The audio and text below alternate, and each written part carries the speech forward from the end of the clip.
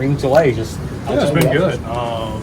Investing in a TrackMan this offseason, so I've had TrackMan all offseason, and yeah, just kind of did some work, got some numbers, set numbers of trend, just stuff like that, just to kind of see where I'm at, and yeah, I feel like I'm in a good spot right now. What made you decide to go the TrackMan route? Shoot, with how everything is now, you got to have one of those things.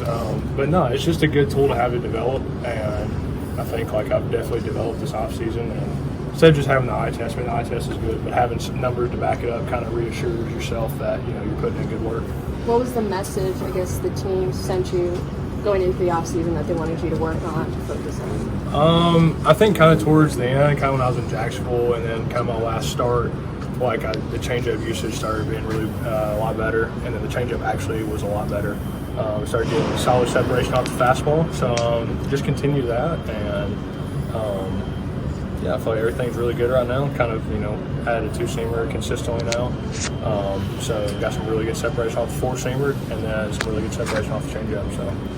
Going back to the TrackMan stuff, how much you rely on that information and your instinct in a case of where you don't maybe feel comfortable with? I think the TrackMan's good for when you're working on stuff. But, when you get out there and it's game action, it's about getting outs and throwing up zeros and winning ball games. So yeah, no, it's good. I enjoy having analytics. I think it's just as good as a good tool to reassure yourself that you're doing what you're supposed to and being consistent with your work.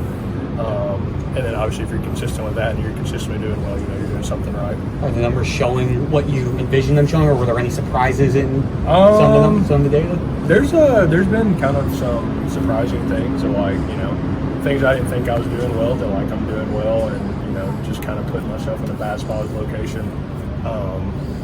But yeah, just kind of some numbers have gotten better, and I'm just excited to go to work. We've seen you at your best, obviously, the last start of the season you made, and other times not as good. The biggest difference between when you're really effective and when you're not has been what? Honestly, mentality-wise is a big, just the confidence factor out there, and just, going in with a plan and just executing your plan. But, it's big league baseball. You can't really use too much of one pitch unless it's just working that day. I think that day against Pittsburgh, I had a good mix of all the pitches. Just how consistent can we consistently mix all the pitches and throw strikes, all the pitches in the zone. So yeah, I think just count management is the big thing. What were some of those numbers that stood out? Just an idea, I guess, for people who don't necessarily TrackMan. What were some of the things that surprised you? Just I kind of had a little bit more horizontal. I had a little bit more horizontal on the sweeper. Actually got some more depth out of it. The four-seamer. One of my buddies I went to school with, he's a pitcher for the Mets, kind of one of their prospects, Blade Tidwell. He has a really good four-seamer, so I was kind of picking his brain, and he kind of showed me some things, and it kind of kicked the four-seamer up on the vertical break, and I was like, yep, I'm gonna stick with that and just work with that. Then just doesn't put as much stress on the changeups, just kill some break on it.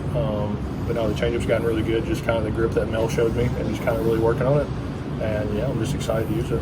With Mel, obviously you only got a little bit of time with him after the trade. To be able to have a full spring and then hopefully beyond with him, how much do you think that can help you? And just what have you heard from the other pitcher about what he's been able to do to help them? Mel's awesome. That's a person that you trust and you would run through a brick wall for. And yeah, it's just fun working with him. It's just having that mutual respect factor is just super important. Just when we're trying to bounce ideas off each other, that neither the person takes anything the wrong way or anything like that. And just Mel's that kind of person. He's a good person, first and foremost. And yeah, he's somebody I look forward to going to battle with every time I go out there. Have you faced any batters yet this offseason, or is it mainly just throwing? Just throwing to a catcher right now. Hopefully I'm getting down to Jupiter February 5th, 6th area, probably, and then get a live BP in or something like that. Yeah, just getting ready to rock and roll. Is there it's cliche, but a goal? Shoot, to stay healthy. But no, just go there, with an open mind, have fun. Baseball's a fun game we get to play, so just go in and enjoy your job every day, and yeah, it's gonna be fun competing with everybody.